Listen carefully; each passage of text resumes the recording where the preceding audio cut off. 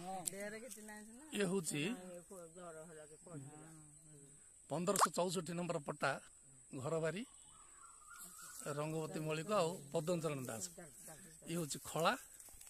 ए खलार गोटे ट्राक्टर अच्छी मनु मौलिक ट्राक्टर आनी।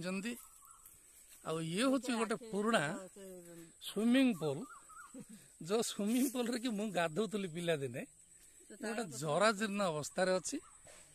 लोक मैंने सब किए किए आसी अलिया पकई दौरान आर जीर्ण उद्धार आम आज आस। ये हूँ चित्रसेन नायक जी कि आमर नमस्कार करे नमस्कार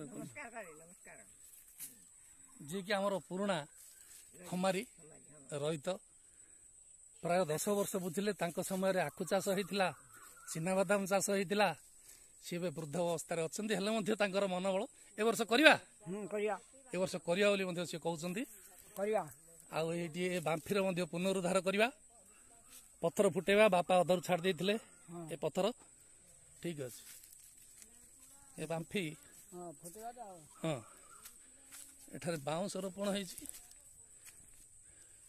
देखो ये सब बाउंस रोपण हो हुड़ारे ये